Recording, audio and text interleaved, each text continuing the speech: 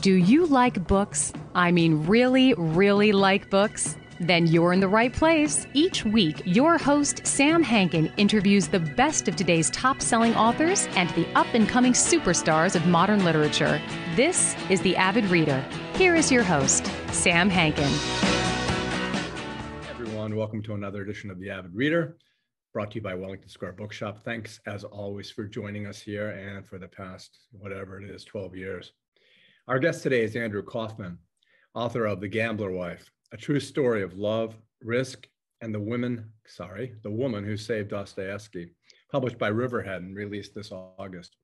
Andrew's previous works include Give War and Peace a Chance, Tolstoyan Wisdom for Troubled Times, and Understanding Tolstoy. He's also the co-author of Russian for Dummies. His work has been featured on Today, NPR, PBS, and in the Washington Post, amongst others. He's a Russian literature expert for Oprah's Book Club and founded Books Behind Bars, which is a great organization introducing incarcerated kids to the writings of Dostoyevsky and other authors. The Gambler's Wife tells us the story of Anna Snitkina, a young I knew I would get that wrong. A young stenographer who, on her first job, finds herself rushing along with Fyodor Dostoyevsky to complete a book that was to be published under a deadline that, if not met, might have ruined the career of one of the world's most famous authors. In the midst of the serialization at the same time of Crime and Punishment, Dostoyevsky was under intense pressure to complete a contractual obligation to write a novel in less than a month, a novel that would be The Gambler, the story of a man not unlike Dostoyevsky, a man that Anna would take as her husband and, shepherd through a life of uncertainty, epilepsy, misfortune, and compulsive gambling. And so, as a new woman of independence in Russia, becoming one of the world's first female publishers, and without her, we probably wouldn't have the Brothers Karamazov and perhaps other masterpieces. And Mr. Kaufman has captured the essence of this woman's life and why and how she chose to live that life, not unlike one of the protagonists of Dostoyevsky's novels in terms of heartbreak and at times agony, dealing with a man who was a genius, but a pain in the ass to say the least. So welcome, Andrew. Thanks so much for joining us today. Thank you. I love that introduction. Good to be here. Hey, so I guess the first question that comes to mind is, why the hell did she do it? Why did she do it? Well, I answer that question over the course of 300 pages in the book, so I'll try to answer very succinctly here. So part of what's interesting about her story is that she did start off as a young feminist. She was a proud member of the Russian feminist movement in the 1860s. She called herself, quote, an emancipated girl of the 60s. That's what the feminists called themselves. And they did use the word girl. I don't know, but they called themselves emancipated girls of the 1860s. And so this was her first job as a stenographer. And working for Dostoyevsky was sort of her way to a path of independence. She was excited that she got this job. But it's important to understand part of her motivation comes from the fact that Anna actually grew up with Dostoyevsky. She met him on the page before she met him in life. When she was a teenager, he was one of her favorite writers. And her father used to subscribe to the journal that Dostoyevsky co-wrote or co-created with his brother. And Anna would steal off into the garden and lose herself in the pages of her favorite works by Dostoyevsky, which at that time were Notes from the House of the Dead, semi-autobiographical prison memoir, and the humiliated, insulted and injured, as it's called. And so she had an enormous love of and respect for Dostoyevsky. And so it's important to keep that in mind, and she was more than just a fangirl. I mean, she had a literary sensibility. She was very intelligent, very educated, one of the best students in her class. And so when she was 20 and she had an opportunity to work for this man whose writing she, admired deeply, not only was that for her the beginning of, her finding a professional path for herself that was satisfying, she as a stenographer initially, but that it was a path that would be very meaningful. So she was helping a writer that she admired. And so this partnership with Dostoyevsky over time would in fact afford Anna the opportunity to have a meaningful career, a satisfying career as an entrepreneur, as a publisher, and many other things, but also a career with meaning that, you know, where she was helping the dissemination of this great writer that she admired. But the last thing I'll say is she loved him. And ultimately, that is what kept them together during the very dark times in their relationship. She loved this man with all of his many, many faults and foibles. And it is true that in the 21st century, there would be many women, or even the 20th century, many women who would not have stayed in a marriage like this. But she stayed for a variety of reasons, some of which I mentioned. The other reason I will say is divorce was much harder back then. She contemplated divorce more than once in some of the harrowing moments in their relationship when she was being exposed to the extent of his gambling addiction, where it was ruining them. They didn't have three meals a day. And she ultimately, that is one very practical reason that, you know, who knows, had she lived in a different time, she may have decided in one of those moments that divorce was the right option, but it was much more difficult for women at that time. Well, you know, I don't want to go down the rabbit hole with regard to Dostoyevsky himself, because we want to talk about Anna. But, you know, I just read that article in The Atlantic that just came out about why he wrote Crime and Punishment. Crime and Punishment. I was thinking of War and Peace for some reason. Why he wrote Crime and Punishment. So I guess we have to go back a little bit to the situation where, and I can't even imagine, I guess only that one story by Sartre about feeling like you're living the last 5 minutes of your life.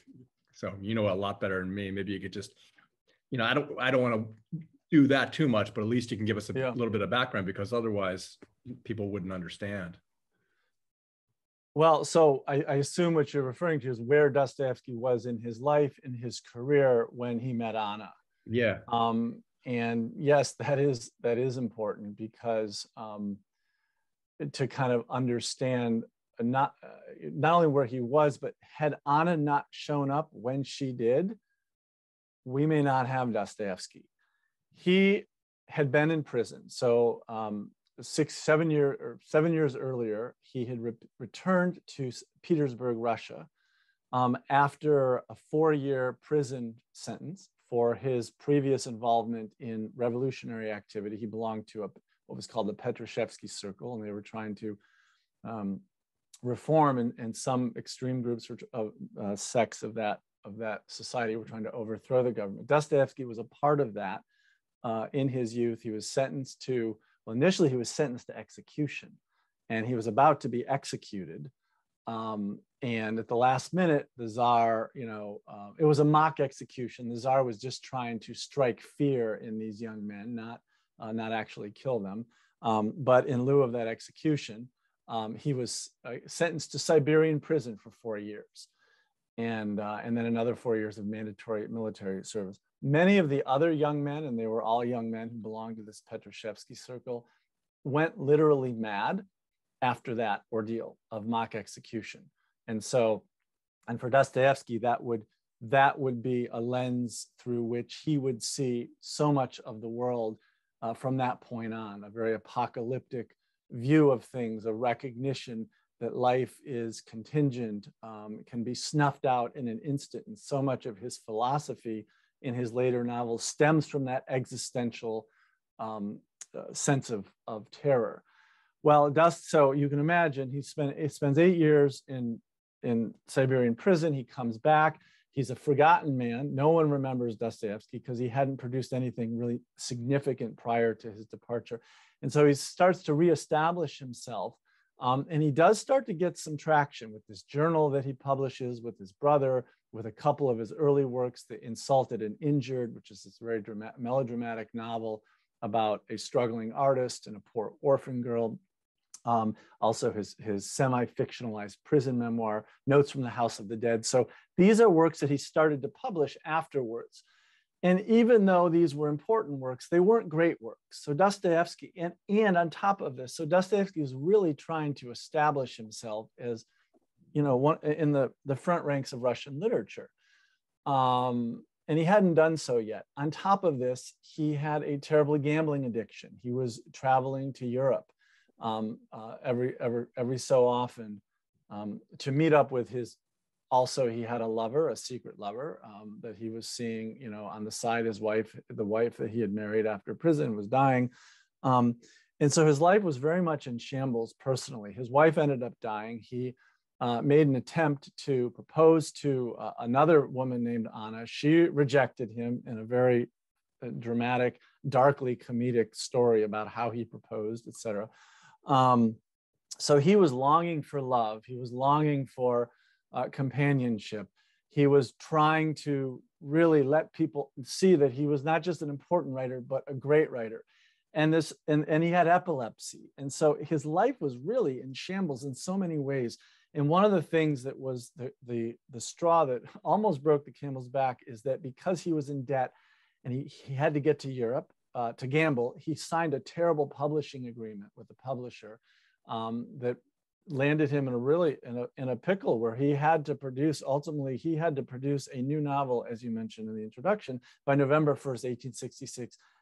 If he failed to do so, he would lose the copyrights on everything he wrote for the next 9 years. And so this is the context in which Anna Snitkina comes into his life, a man who is ill, who is forlorn, who is depressed, who is unlucky at cards, unlucky at love, and had not yet established himself as a great Russian writer, which means if Anna had not shown up when she did, who knows what might have happened. Dostoevsky might have ended up like Edgar Allan Poe and died somewhere in a ditch. Not to be dramatic, but if you read the book, you will see that is not an exaggeration given where he was in his life. Yeah, they seem to, it didn't really change his entire life. He was always on the very edge of, it's like, I can't believe they were able to make it each episode, whether it's in Wiesbaden or wherever it is. But, in any event, why don't you, because I only have a galley, why don't you show the cover of the book so people can, it'll be it's on the front table in my bookstore, but I don't have it here now. I got my notes here too. So yeah, that's a picture of her in one of the few, and that's an excellent font, and it's a really good color too, because as I say in all my interviews, being a bookseller for so many years, everyone says you can't judge a book by its cover, but everybody who comes into my bookstore does exactly that. And then, since you got the book there, talk a little bit about the dedication, which is kind of humorous and poignant at the same time. So it's the book is the dedication is written for Corinne, my gambler wife, and my father, the original gambler. And if you read the acknowledgments in the back, you'll understand better why I've dedicated it to these two people. But my wife, I am a writer, and thank God I have never experienced anything even bordering on, Dostoyevsky's troubles that he had when he met Anna and even after that. But still, I do appreciate as a writer the sacrifices that a spouse makes. And my wife has made for me to make sure, that that I can do what I love, and we both work full time. We're both incredibly busy, but it was during the writing of this book that I really started to appreciate just how important those people are in your life, the people that are closest to you. In my case, my wife, who afforded me that opportunity and has supported me and been a staunch advocate of me. And she herself is very much like Anna in the sense that she is entrepreneurial, she's creative, she's ambitious, she's smart. And so my wife Corinne is her name, is a woman that Anna would have admired and would have related to. Both are very progressive, forward-thinking, driven, ambitious, but both are also very traditional in the sense, Anna believed in a traditional marriage and the importance of that vow and that dedication in a marriage. And so that's why I was dedicated. What? And my dad, so I don't want people to think that my dad was a gambler. He was not.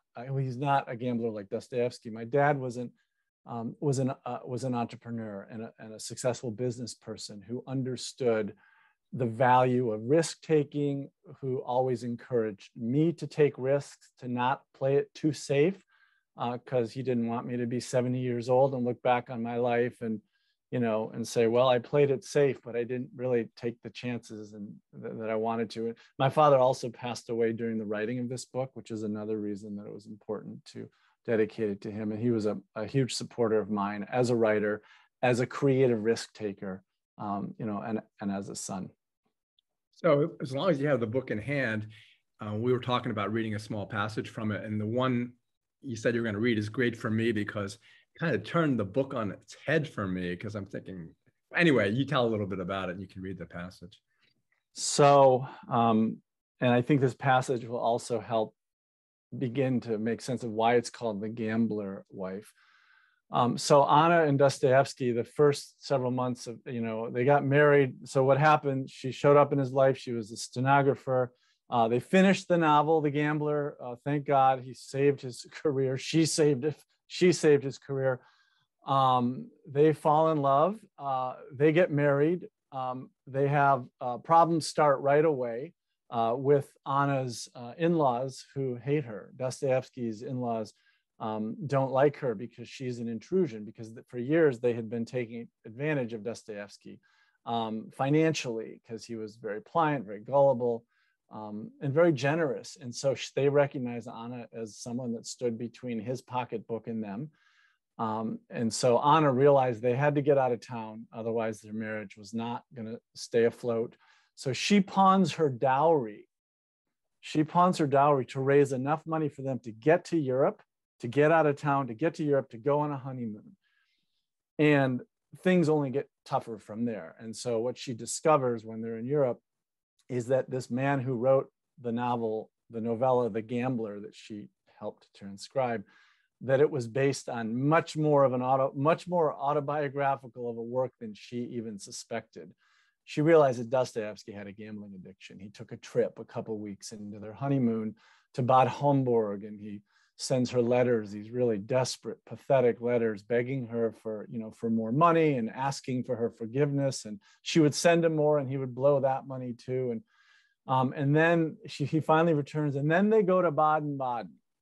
And now Anna is witnessing his gambling with her own eyes, because she's going to the casino with him, trying to lure him away from the roulette tables, she would feign a headache or come up with these stories that would, that some guy was pestering her in the other room, and would Dostoyevsky please come with her? She was doing what she could to lure him away. And then when that didn't work, she was studying the other gamblers and then trying to advise Dostoyevsky on how he should gamble. And that didn't work. Nothing worked. And and they didn't have 3 meals a day. He was pawning her wedding dress, her wedding ring, her brooch. She had hit rock bottom, and she wrote in her diary, and that was one of the moments that she was thinking about divorcing him. And she wrote in her diary, she said, if he thinks I'm his slave, here to obey his every whim, well, it is time for him to abandon that delusion of his. And one of the ways she helped him do that is by doing something that he forbade her to do. He never wanted her to go to the casino alone. She always had to go with him. But not only did she go to the casino alone, she actually took some of their last money and gambled. And so there's a chapter in the book called The Gambler Wife, where we see Anna as a gambler. And I'll just read a couple of lines from the last part of this scene of Anna at the roulette table. So she won and she lost, and she won and she lost. When she finally found the presence of mind to count up her coins, she discovered that she was up by $19 or $270. It was money the Dostoyevskys could have used, certainly, Along with the money from her mother, it would have been enough to pay off many of their most pressing debts, not least their back rent. I'd like Fady to come in now so that I could show him, she thought with defiance as she placed another bet. Sure enough, at that very instant, there he was, standing in the doorway. I could have easily crept out without his seeing me. She's writing all this in her diary. I could have easily crept out without his seeing me, but was horrified at the whiteness of his face. A dead giveaway that he just suffered another loss. At the sight of him, her defiance gave way to concern, and she rushed up to him without even noticing that she'd lost her latest bet. When Dostoyevsky saw her, he was furious that she would come alone at her age, in her condition, to such a place. She was pregnant. He grabbed her hand now to escort her right out of the casino, lecturing her sternly on how she should have quit the table immediately after winning, or she was bound to lose everything she'd won.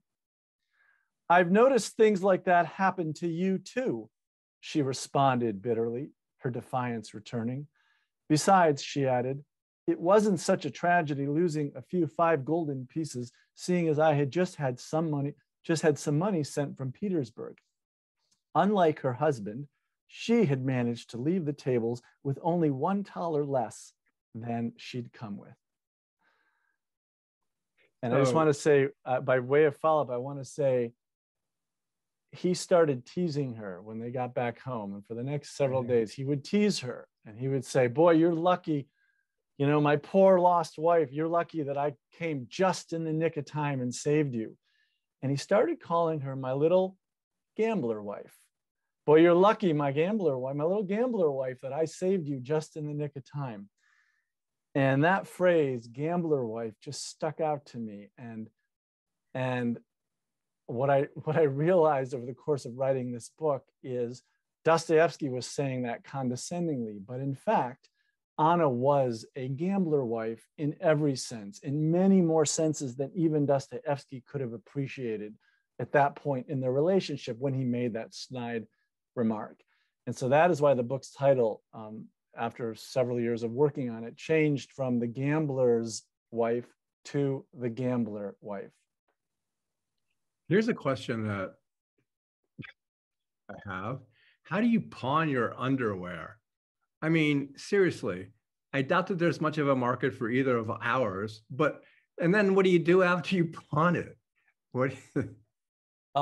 Well, so at that time, apparently, and that wasn't the only time that they pawned someone's underwear in this marriage. When they were in Geneva, a couple of years, actually a little after that, had hit another low point. And Dostoyevsky said if he hadn't have pawned his underwear, they would have died. I don't know. I've never been in pawn shops. I did live in Vegas for a while, so I was very familiar with pawn shops. But I don't know what kinds of things you can pawn. But all I know is that they were so hard up that even 50 cents or $1 for a piece of underwear was enough to get them by for half a day. That's the other thing is that, and all the reviews, including the New York Times review, talk about is that they were always in such dire straits, and it didn't make any sense to me how, first of all, they're on essentially a 4-year honeymoon, and you have a stepson that precludes trips to Europe, and they get around that and all that. But how can you live if you're consistently, essentially, completely broke, and then asking for money from everywhere, but always losing it and always having nothing? How did they basically even eat or have a place to stay? That was difficult for me to comprehend. So at the last minute, money always magically appeared. Either Anna's mother would send money from Petersburg. One of Dostoyevsky's friends would wire money, or it wasn't called wiring back then. They had at the post office. I don't know what it was called, but they would basically send Dostoyevsky money. So there isn't a letter that Dostoyevsky wrote that doesn't have some reference to financial need, and at least during this period and earlier in his life. Later on, Anna kind of writes this ship, and all of that will change because of her wise stewardship. But so money will appear, and then he would magically win at roulette, and so they would have, a surplus for a period of time. Of course, he would blow most of it the very next day, and so I don't know. And they also could live on credit in hotels. That was very common back then, that you could, stay, for a period of time without paying. And then as soon as he, won something or had money sent, then they could pay their back rent. But it was, it is what you would call an almost hand-to-mouth existence. They were almost homeless. They were on the verge of that every moment. And so I don't know how they did it. Psychologically, emotionally, but yeah, it was very dicey for periods of time, but it would ebb and flow. There'd be periods, a week or weeks at a time where they were either flush with cash for them, or at least had enough to get by, and then it would disappear and they'd be back in the same boat. Here's a personal aside. I knew just enough at the time that when I was practicing law, I had a deposition in Wiesbaden.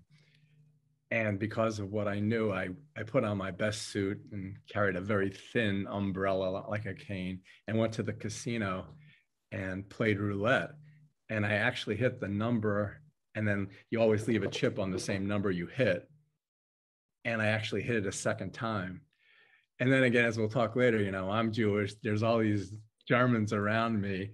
From time to time, they would apologize to me. I didn't know how they knew, but they would apologize to me for what had happened. I said, okay, it's not necessary. But yeah, so I had that same experience at a table that was probably the same 100 years before. So that casino that you played at was the very casino where Dostoyevsky's gambling addiction was finally ended. And I described that scene in the book. Yeah. Yes, I was at that casino as well. I was at the casino in Baden-Baden and Bad Homburg. I visited all the casinos in Germany, and the one in Baden-Baden has been preserved to look much the way that it did in the 1800s at the time that Dostoyevsky played. So what I was witnessing there was the actual room, that it looked very much like the actual room that Dostoyevsky played in, and that Anna played in. So I had a real sense of what that was like to be in that space. And you do a really good job of describing it, because they're beautiful, almost cathedral-like in terms of their luxuriousness and beautiful chandeliers and the gold and silver coins on the table. You really painted a really good picture, and that's the way I felt when I was actually there as well. Yeah, thank you. So you can imagine how Dostoyevsky must have felt going into these casinos, which were really catering towards wealthy people, and he was dirt poor, and he always felt out of place. He felt, and even in The Gambler, the novella that he wrote, his character, who's based on him, talks about two kinds of gamblers: the wealthy gamblers who don't need the money, and it's beneath them to have any emotion whatsoever. They can win hundreds of thousands or lose hundreds of thousands.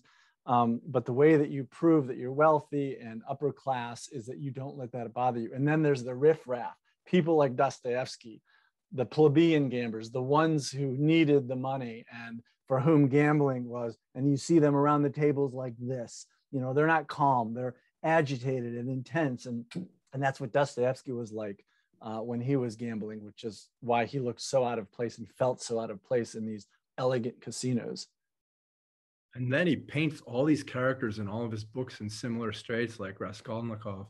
They're always down to their last, they're barely getting by. And then there's this interior monologue all the time, which is so pre-Joycean, these interior monologues that hadn't really occurred before, and notes from the underground.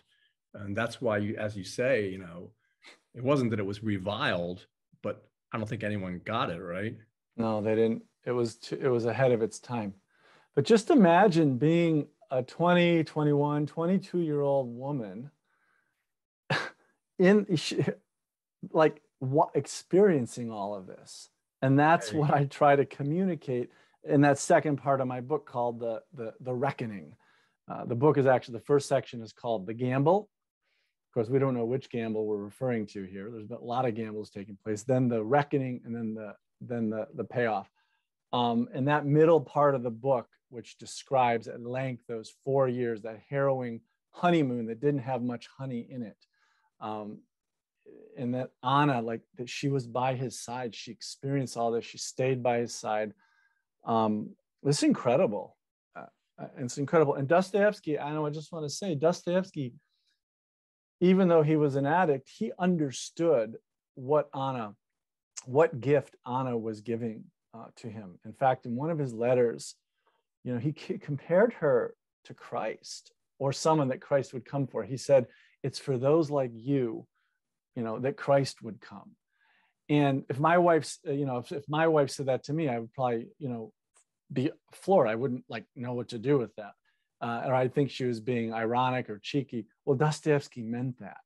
He understood, even though with all of his foibles and shortcomings and blind spots, he understood the gift of love and compassion that Anna was giving him. And she was treating him with dignity and not judging him for these terrible flaws, much the way that Sonia in Raskolnikov, in The Crime and Punishment, the young prostitute to whom the murderer Raskolnikov confesses his crime, she doesn't judge him. In fact, she begins to weep, understanding the depth of his pain. And so in some ways, Dostoyevsky understood what this kind of profound compassion looks like, because he had at his side a living embodiment of that in Anna. And one of the points I make in the book is that this influenced him in ways that have not been acknowledged in the scholarship. Dostoyevsky's profound interest in the theme of compassion and redemption and active love don't just come from his interest, in Christian theology. It also comes from his personal experience of having a wife who embodied these qualities and stayed by his side during these 4 harrowing years in Europe. And so she influenced his writing in ways that really have not been appreciated, I think, until now. It's funny that her life gives me a better appreciation of the semi-epilogue of Crime and Punishment, when Sonia essentially follows him to Siberia. Yeah, and turns his life around. And some critics find that somewhat, I guess, cloying, that was added at the end, and thought maybe it would be better if he just went on being the reprobate that he was. But this gave me a better understanding of that, and his understanding of Christianity, which was a little, I don't know, over the top. Oh, which reminds me of what we were talking about before. I'm Jewish, you're Jewish, and he's this virulent anti-Semite. There's an episode where he is lost and ends up, harrowingly for him, in front of a synagogue because he was so anti-Semitic. And then in this day and age of cancel culture, one of the reviews, I think the Times, talks about how you refreshingly, I think that's the word they used, refreshingly delve into this without making any judgments. But then they also say, maybe today, soon now, that maybe because of your book, people will say, well, we shouldn't be reading him because he's such a horrible person. Talk a little bit about your own experience going back to the synagogue. Well, so the synagogue that you're referring to, let me just tell a little bit about the story. So they had been in Europe for 4 years now. It's the spring of 1871. Anna is literally dying of homesickness. I mean, she's ill, and a lot of her illness is from this extended separation from her home. Dostoyevsky's dying creatively. They have to get back to Russia. Plus, she's pregnant. She's 6 months pregnant. And she's going to give birth. They cannot afford to stay in Europe, and the only source of income at that time was through Dostoyevsky's writing, but his creativity had stalled. And so she does an amazing thing. She says, go to Wiesbaden, go gamble, They only had 300 thalers left. She gave him 100, go. Incredibly risky move. And I talk in the book about why she made such a decision. But her gamble in that moment paid off because he lost everything, as she knew he would. She sent him more money. But when he came back, he wrote up a storm, and he was able to submit the next installment of The Possessed, get 1,000 rubles from the editor, and that afforded them the chance of getting back to Russia. But something else happened on that occasion. It would be the last time Dostoyevsky would ever gamble. That was the end after all of those years of an addiction. Suddenly, and suddenly it ended. He never gambled again. And there's lots of possible explanations for it. But what happened was the moment is he ran out of the casino like a madman. Those are his words. And he ran to what he thought was a Russian Orthodox church to go confess. And what he realized when he was running is that what he thought was a Russian Orthodox church was a Jewish synagogue. And he stopped dead in his tracks. And for him, that was an omen that he had become so seduced by the greed that he always, associated with European culture, that he was becoming like a Westerner, like a materialistic Westerner, of which for him the Jews were the embodiment. Materialistic, greedy, all of the typical anti-Semitic stereotypes. Dostoyevsky subscribed to those. And that was part of the reason, and that was assigned to him. And that was part of the reason. That wasn't at all the only reason he stopped gambling, but in that moment, it was symbolic for him. Well, I went to that. I went to Wiesbaden, I visited the casino, and I went to look for the synagogue that Dostoyevsky ran to. As it turns out, it had been bombed during World War II, but in its place, there was a memorial to the Jews who had perished in Auschwitz, the Jews of Wiesbaden. And so now here I am researching a book about Anna Dostoyevsky, kind of for this scene, where Dostoyevsky's anti-Semitic impulses reveal themselves. I'm standing on the site of what was the synagogue and looking at a memorial to the victims of Auschwitz as a Jew. And so I had a lot of, very mixed feelings going on in my mind, because ultimately Dostoyevsky's anti-Semitism would win the day, right? I mean, Hitler would eventually come to power. The Jews would be sent to their deaths. So I am writing about a writer who fueled the very anti-Semitism which caused this memorial to need to be there in the first place. And so I can't say I've reconciled that. It was a very emotionally difficult moment for me. But as a teacher, as a professor, as a reader, the question I always have to ask myself is do I not read Dostoyevsky then? Do I choose to not read him at all because of these, really noxious side of his personality? And obviously the choice I made is that I am going to read him. But I think it is possible, and for me, this is my solution. I think everyone has to make their own solution. It is possible to love him and hate him at the same time. It is possible for me to separate where his genius lies, what contributions his art can make to my life and the world. And even some of his genius lies in the very things that are noxious about him. It's possible to appreciate that, but also not to shy away from the reality that he was an anti-Semite, and that he disseminated anti-Semitic motifs and ideas which were noxious in his writing and in his art. But both of those can coexist at the same time. It's interesting because, like, in the Greek sense, that would be kind of like your apologetic response with regard to Dostoevsky, which I think is the appropriate response today, should be the appropriate response, because in the cancel culture, we're losing genius, we're losing beautiful works because we can't separate the writer from his own personal existence. But I tend to go astray, and I am now. So let's bring it back to the third part of the book, because the redemption aspect of it, what's fascinating to me, and again in the reviews, is that here's a woman who through these trials and tribulations, then becomes this groundbreaking person who becomes a publisher. And again, without that, we might not have, we wouldn't have Brothers Karamazov.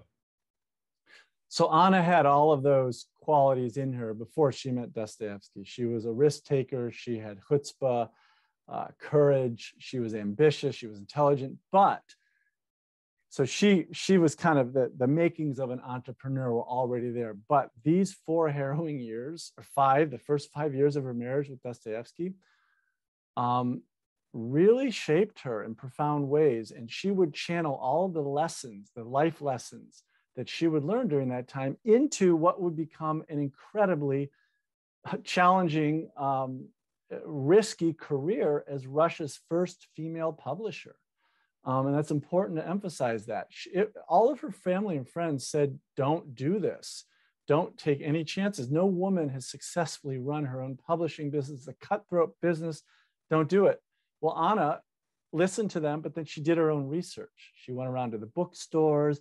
She would pose, she would pretend that she's an innocent, customer, and she would apply the bookstore owner with questions about, where they get their supplies from and how much discount they get. She was doing her reconnaissance work. And at the end of that, she concluded that whatever the risks, they were worth taking. And in 1873, she opened their publishing imprint to bring out The Possessed. And Dostoyevsky, from that single novel, would earn, in today's money, $50,000, which is more than he earned from any of his works, certainly from any advance up to that point. So she became very quickly a successful publisher, bringing out editions of all of his works. Later on, she would become Russia's first the creator of one of Russia's first book distribution businesses. It started off bringing out works of Dostoyevsky, and then she would sell works by other writers. And so by the time of Dostoyevsky's death, Anna had managed to dig them out of debt and even give them a little bit of cash. And Dostoyevsky, on his deathbed, felt terrible that he was leaving her with nothing. The fact is, she was left with something largely due to her own efforts. And then after he died, that's when she really took off as a publisher. She published 7 editions of his complete collected works over the next 20 years. Again, her family and friends said, don't do this. It's too risky, never been done before. Just take your pension and take the small. And someone had offered her some money for the rights to all of Dostoyevsky's works. And she said, no, it is my moral duty to publish the works of my husband. And so she could have lived comfortably, but she took the risk, and it paid off, because over the next 25, 30 years, she would publish these 7 editions, and they would bring in what in today's money is the equivalent of $5 million. So she was a very successful entrepreneur, and she used that money to support libraries and museums. She founded Russia's first literary museum. And she opened the first parish school for peasant children in the provinces, which graduated 1,000 peasant girls who might otherwise never have had an opportunity for an education. So that's just an example of that just kind of gives you a sense of the full journey that she took, and how she channeled all of these talents and skills of hers into a successful career as a publisher, but also as a philanthropist. And also, the idea that Tolstoy's wife consults with her, which is also something fascinating. Anna was a powerhouse. In today's terms, she would be called a badass. She was a badass, and people had heard of her and heard of her successes, including the wife of Leo Tolstoy, who approached Anna and asked Anna for advice on how she could start a publishing firm for her husband, like the one that Anna started for Dostoyevsky. And Anna was very proud of the fact that Sofia Tolstaya, Tolstoy's wife, listened to her, took her advice, and then created a successful publishing firm of her own. And Sonia Tolstaya would return frequently over the next several years and ask Anna for ongoing business advice. Well, in conclusion, let's go back to the very beginning, because obviously in the introduction, when I talk about your interests and the works that you've written, what brought you to the point where you said, this is something that I think I need to put out there? This is a story that hasn't been told and I want to tell it.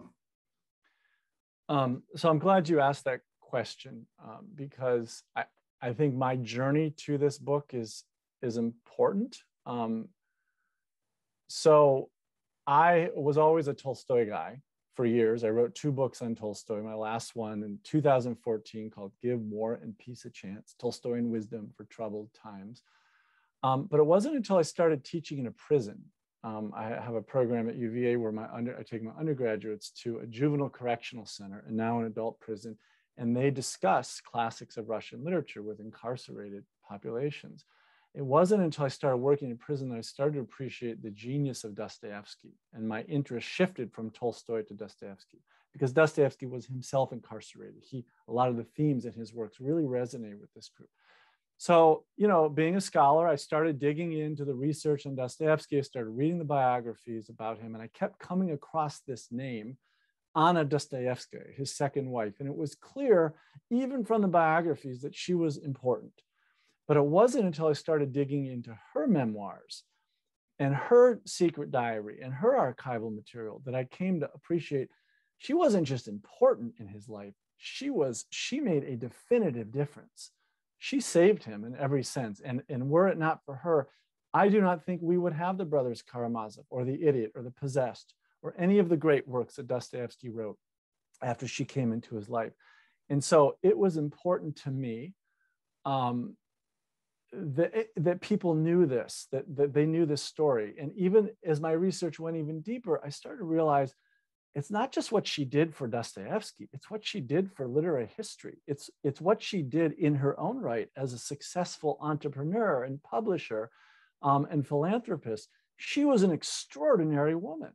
And so I just naturally became very interested in her story, and she became the focus of my book. The title changed from The Gambler's Wife, as I said, to The Gambler Wife.